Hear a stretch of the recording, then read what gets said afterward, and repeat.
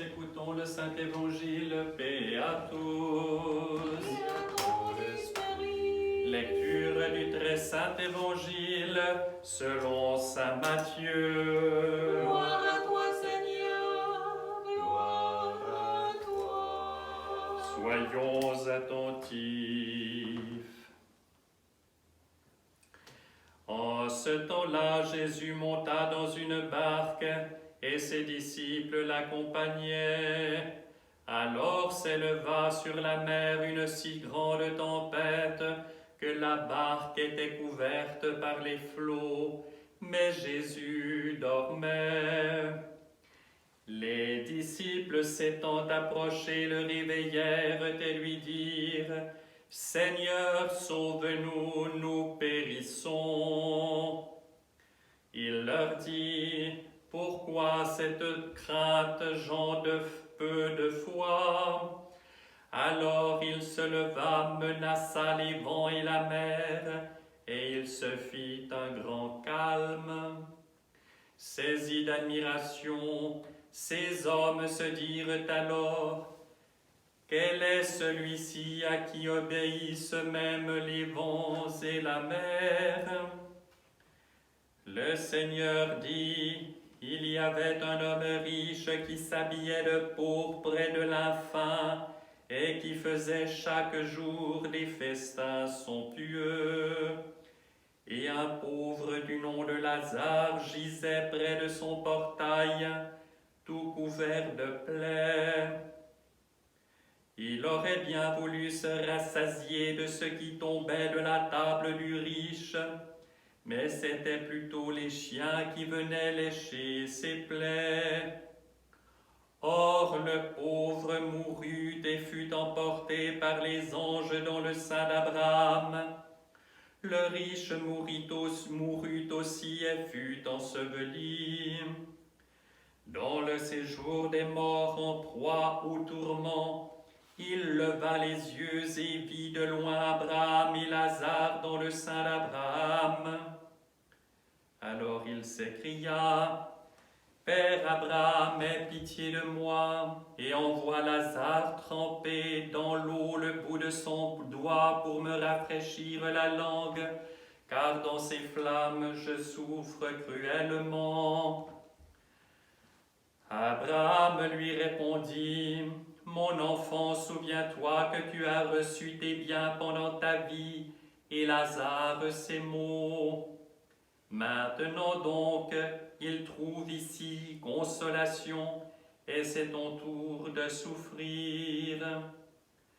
D'ailleurs, entre vous et nous s'est ouvert un abîme profond, et ceux qui voudraient passer d'ici vers vous ne le peuvent, non plus que ceux qui voudraient passer de là jusqu'à nous. » Le riche dit alors, « Père, je te prie donc d'envoyer Lazare dans la maison de mon père, car j'ai 5 frères, qu'il leur fasse la leçon, de peur qu'ils ne viennent eux aussi dans ce lieu de tourment. » Et Abraham lui répondit, « Ils ont Moïse et les prophètes, qu'ils les écoutent. » Mais le riche reprit, « Non, Père Abraham, mais si quelqu'un de chez les morts va les trouver, ils se repentiront. » Mais Abraham lui dit, « S'ils n'écoutent pas Moïse et les prophètes, ils ne croiront pas davantage quelqu'un qui ressusciterait d'entre les morts. » Gloire à toi, Seigneur, gloire à toi.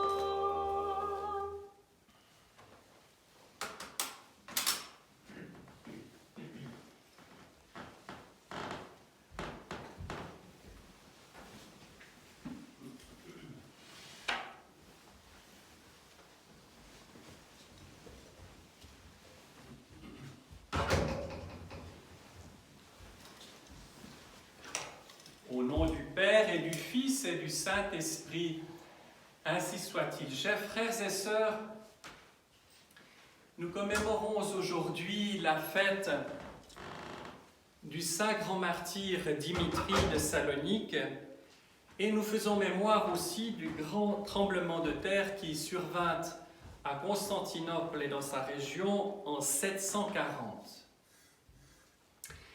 Et nous pourrions dire d'abord, nous faisons mémoire d'un événement tragique d'il y a bien longtemps. Et c'est vrai, il y a tant d'événements tragiques, et aujourd'hui encore. Et nous célébrons cette divine liturgie aujourd'hui à huis clos. Nous voyons que cette épidémie qui nous frappe ne s'est point éteinte, mais continue à apporter trouble et souffrance à quantité de gens et la mort aussi. Alors, ce que nous pourrions déjà dire, c'est que cette mémoire de ce tremblement de terre n'a pas été mise au calendrier de l'Église par hasard. D'abord, dans le moment, parce que cela a tellement bouleversé les gens que l'on a essayé de comprendre, d'en saisir le sens profond.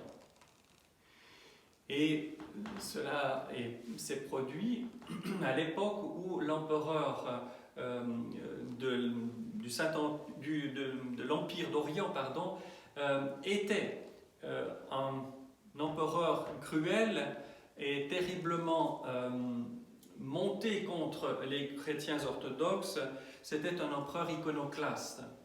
Et finalement, les gens ne se sont pas dit « c'est un méchant homme, il faut le renverser », mais plutôt, si Dieu a permis cela, c'est que nous devons nous repentir, c'est-à-dire retrouver un chemin de ferveur plus grand, retrouver un chemin de vérité dans nos vies.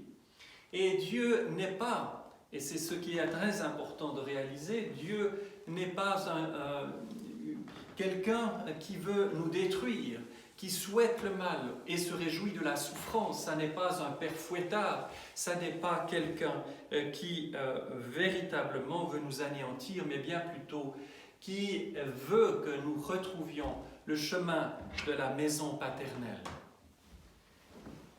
Mais le cœur des hommes est tellement endurci, il est tellement assis sur ses convictions, ses propres convictions, il est ivre de son savoir, ivre de ses connaissances, si partielles pourtant, et il oublie l'essentiel.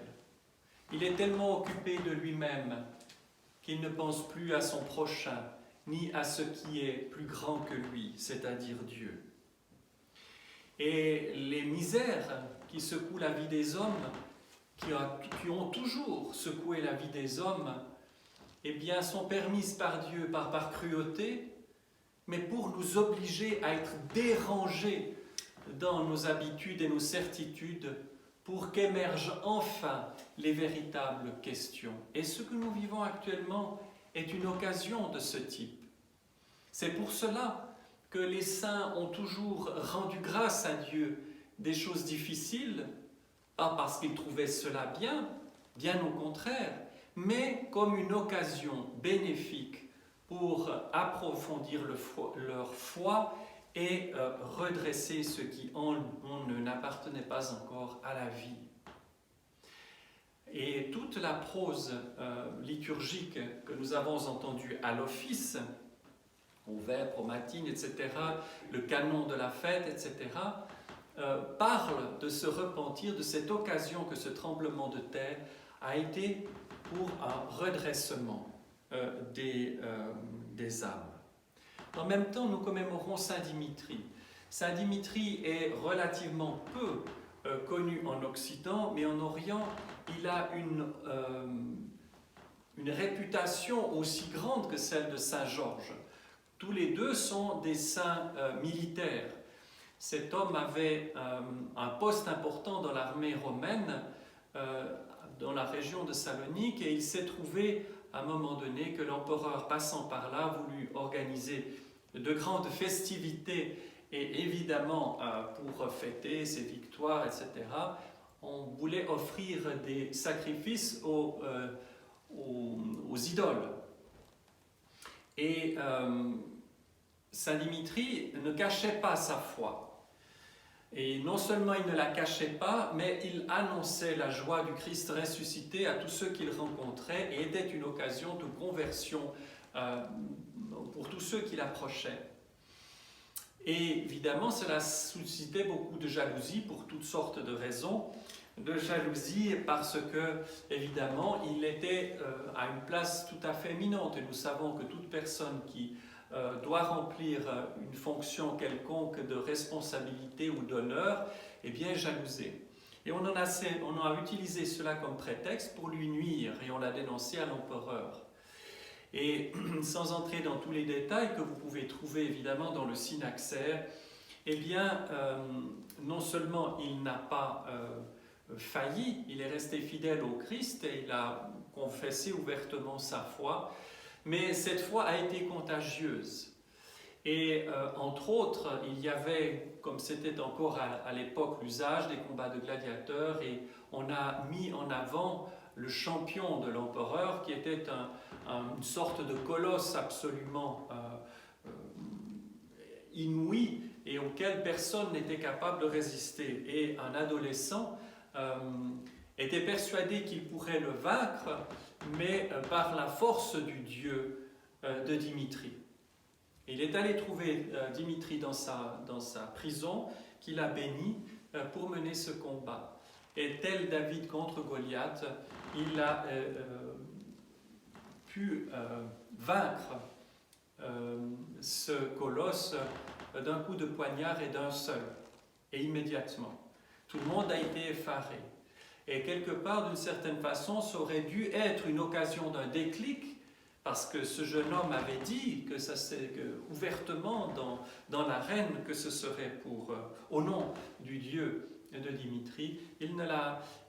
L'empereur et ceux qui étaient avec lui ont gardé ce cœur endurci et ont soumis le jeune homme à toutes sortes de tortures et l'ont assassiné. Et ainsi de suite, il y a eu plusieurs personnes qui ont déclaré leur foi et ont été assassinées de même façon. Et très vite, on a pu ensevelir Saint Dimitri et c'est devenu un lieu de pèlerinage éminent qu'il est toujours. Et pendant des siècles, il y avait quantité d'huile de myrrhone qui jaillissait de son tombeau jusqu'au moment où les Ottomans sont venus, ont enlevé les reliques, transformé la basilique qui date du 5e siècle d'ailleurs à Salonique et l'ont transformée en mosquée. Et le myrrhone a tout à fait cessé de couler jusqu'en 1912 où les reliques et la basilique a été reconsacrée, les reliques sont revenues et depuis le myrrhone coule à nouveau de manière tout à fait modeste pourtant, un petit peu comme les reliques de Saint Nicolas à Bari en Italie, eh bien, montrant véritablement la bienveillance de Dieu pour le peuple croyant. Et Saint Dimitri est apparu quantité de fois pour protéger sa ville de Salonique lors de différentes invasions, à commencer par les invasions des Slaves au 5e siècle, et régulièrement ainsi en protégeant et en délivrant la ville de bien des tourments et en apparaissant de manière tout à fait extraordinaire à beaucoup de croyants dans ces moments de grande difficulté. Et véritablement, chers frères et sœurs, pour en revenir à l'essentiel, c'est-à-dire à la conversion de nos cœurs, eh bien, de s'inspirer de l'exemple du grand martyr Dimitri, de s'inspirer de l'expérience des hommes par le passé qui, voyant dans les événements les difficultés de leur temps, des occasions de se tourner vers Dieu, il faut que nous fassions la même chose aujourd'hui, que nous ne nous endurcissions pas, que nous ne soyons pas comme Pharaon et les chefs du peuple égyptien qui se raidirent véritablement malgré les fameuses plaies d'Égypte. Et il fallut véritablement que Pharaon et les Égyptiens soient touchés au plus profond de leur chair pour qu'ils laissent enfin partir le peuple d'Israël. Il ne faut pas que nous attendions cela. Il faut véritablement non pas tant accorder de l'importance sur cette épidémie que nous vivons en disant oui, c'est ceci, c'est vrai, c'est faux, c'est les Chinois qui ont inventé ou je ne sais quoi. Tout ça, il faut laisser de côté. parce que cela n'a pas de signification spirituelle profonde. Nous ne devons pas perdre et gaspiller notre temps dans les discussions comme saint Paul le dit. Nous devons saisir cette occasion comme n'importe quelle occasion dans notre vie, y compris et surtout, bien sûr, les occasions joyeuses, les beaux événements que nous pouvons vivre, mais pour transformer cela en quelque chose de lumineux et de significatif pour notre foi. Parce que véritablement, je le répète, j'insiste, Dieu nous aime infiniment. Dieu veut notre conversion. Dieu veut véritablement que nous entrions à nouveau en communion avec lui pour que le ciel et la terre ne soient plus séparés tels qu'ils le sont, que les âmes ne soient plus hors d'elles-mêmes comme dénaturées ou quasiment mortes, mais plutôt unis à notre personne, que nous soyons tout un, tout réunis et plus divisés intérieurement, et de même que nous soyons ainsi unis à celui qui nous a donné la vie et est la source de vie pour toute l'entière création. Au nom du Père et du Fils et du Saint-Esprit, ainsi soit-il.